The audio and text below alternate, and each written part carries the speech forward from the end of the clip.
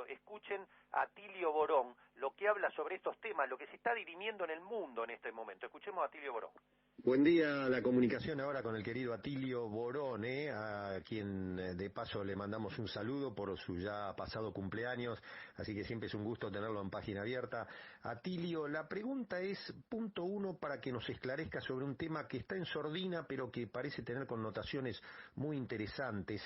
¿Qué opinás de esta, en principio, aparente supuesta guerra que se está dirimiendo como estertores de las crisis del capitalismo financiero entre globalizadores que estarían encabezados por el titular de BlackRock, Larry Fink, como incluso futuro secretario del Tesoro si ganan los demócratas de Biden, y los del capitalismo nacionalista de derecha que estaría en cabeza de, no sería el mejor representante, pero de Donald Trump sobre esto de America Fair y que las grandes multinacionales generen trabajo en el propio Estados Unidos. ¿Eso es así? ¿Eso se está dirimiendo en Estados Unidos hoy por hoy y en el mundo? Y en todo caso, ¿cómo repercutiría eso en nuestro país? Hola Jorge, buen día, bueno, gracias por la llamada.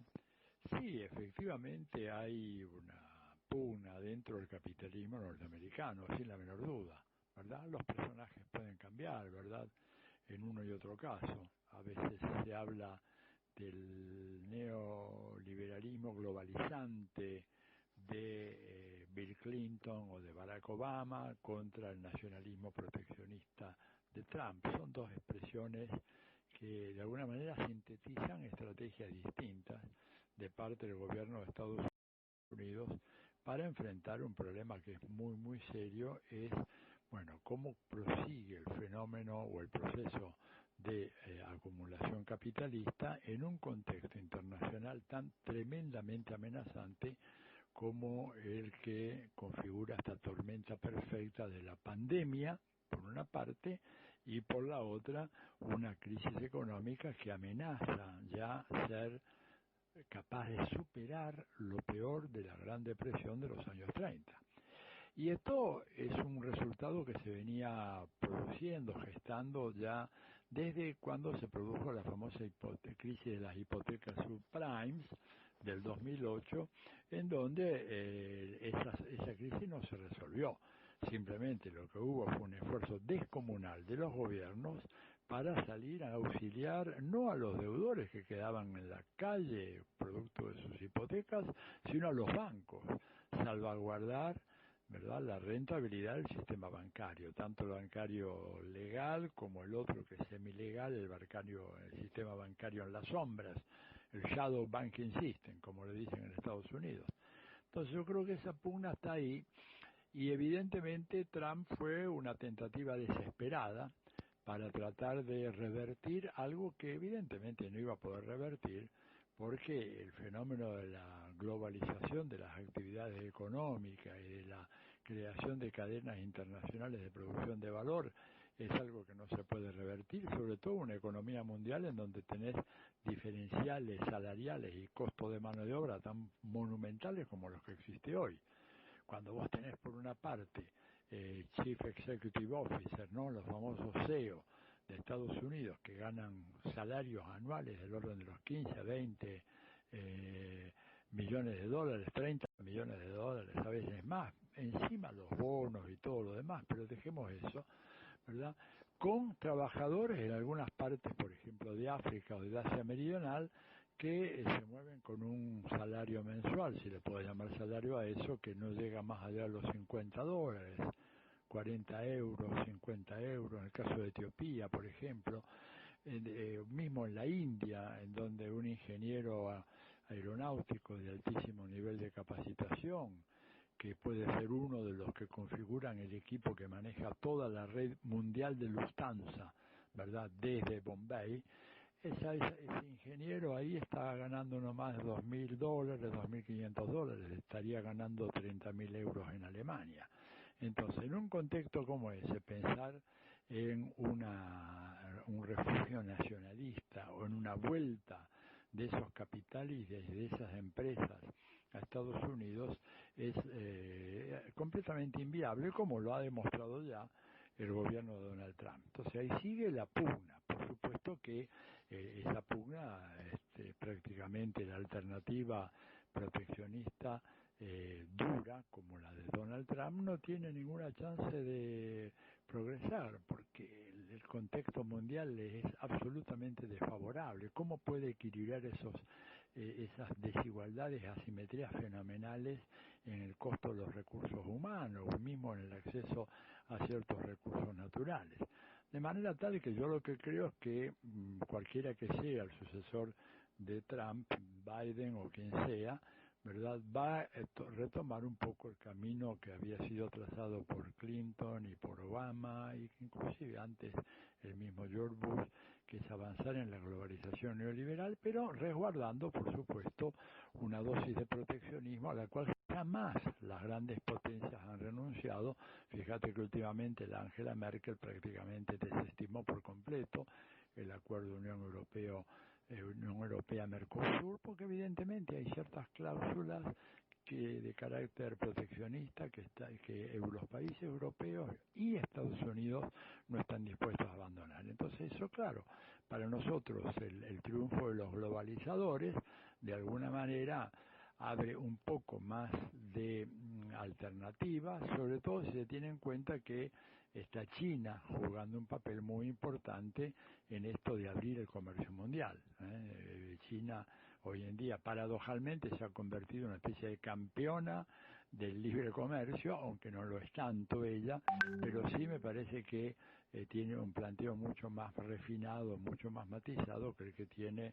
Donald Trump, y que no le ha resultado. Esto por lo menos lo que yo pienso hasta ahora, y creo que efectivamente la historia no da marcha atrás y la globalización vino para quedarse. El gran debate no es si nos globalizamos o no, sino cómo nos globalizamos y qué respuesta le damos a la globalización. Porque a mí cuando me dicen que estás en contra de la globalización, yo digo, mirá, si la globalización significa que vamos a igualizar los salarios de los trabajadores argentinos a los que hay en Finlandia o en Europa, por ejemplo, bueno, yo estoy a favor. Si globalizar quiere decir que vamos a imitar, por ejemplo, las políticas que tienen en materia de educación los países del norte de Europa, yo estoy a favor de esa globalización. Ahora, no me vengas a hablar de globalización cuando me quitas todos los derechos y solamente exaltás la libertad ilimitada que tiene el capital para moverse a través de todas las fronteras y poder desertar de sus responsabilidades fiscales. Esa globalización no me gusta, y entonces vuelvo a repetir, el problema es la respuesta ante la globalización y no la globalización per se. Y yendo a lo nuestro específico, Atilio, ¿cómo ves la dinámica de las medidas que va tomando el gobierno? Aparentemente ahora va con impuesto a la riqueza, va con una reforma tributaria, fue con esto de la hidrovía, que es un golpe fuerte en el agronegocio privado, va con las negociaciones con el fondo. ¿Cómo estás viendo esto como politólogo? Mira, en relación a esto, creo que el gobierno, está haciendo un esfuerzo muy grande para resolver una serie de problemas que vienen de larga data, algunos de la gestión de Macri, otros que tienen que ver con las dificultades del capitalismo argentino, ¿verdad?, que sabemos que son muchas. Yo personalmente tengo opiniones que, no son demasiado populares o demasiado consensuadas en el ambiente del gobierno o incluso en la dirigencia política, y te las sintetizo en unas pocas líneas. Creo que, por empezar, el tema de la deuda ahí se cayó en un apresuramiento, y que por lo tanto el arreglo, por más de que se pueda decir que ha sido comparativamente mejor que otro, o el arreglo con los bonistas, ¿verdad?, lo que podría haber ocurrido, ha habido una quita importante, pero creo que ahí ha habido un problema previo que se soslayó, y es que la auditoría de la deuda externa tendría que haberse hecho, y en función de eso, que se hizo, ¿verdad?, la hizo el Banco Central. En función de eso, discutir qué parte de esa deuda era una parte legítima y por lo tanto que debíamos pagar, y qué parte no lo era. Digamos, cuando se demuestra, como lo hace el Banco Central, de que una parte fundamental los ingresos de divisas que llegaron a la Argentina fueron fugados, y cuando ese mismo Banco Central te dicen que la enorme concentración que tuvo esa fuga en manos del 1% de las personas o el 1% de las empresas, bueno, creo que hubiera sido muy razonable investigar a fondo eso, quiénes eran esas empresas, quiénes eran esas personas,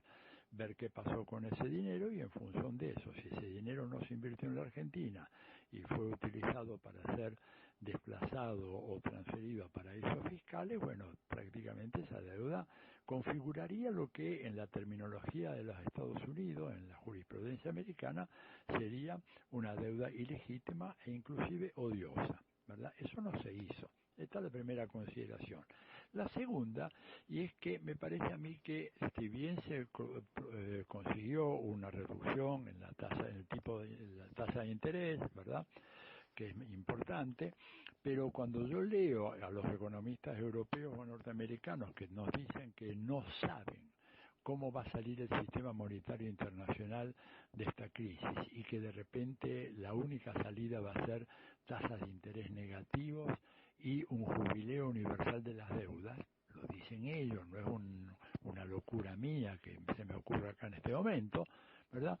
Yo entonces hubiera preferido que el gobierno actuase con mucha cautela, que hubiera mandado un mensaje a los acreedores, tanto a los bonistas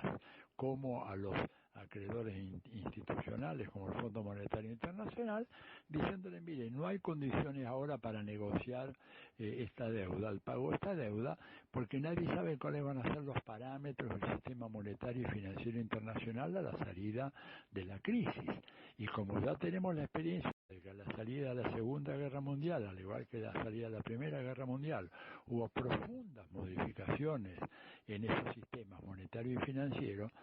y que todo el mundo dice que, mejor dicho que todo el mundo, la parte importante, los economistas dicen que eso mismo va a ocurrir ahora, no hay ningún apuro, esperemos a que se calme la situación, que se acabe la pandemia, que se ponga en marcha la economía mundial nuevamente, y en función de eso vamos a ver cómo vamos a pagar y qué es lo que podemos pagar, previa, por supuesto, a aquella auditoría. Me parece que este punto es muy importante. Bueno, no se hizo, yo traté de hacer llegar esta opinión, no fue tenida en cuenta, y veremos qué pasa después. ¿Qué opina?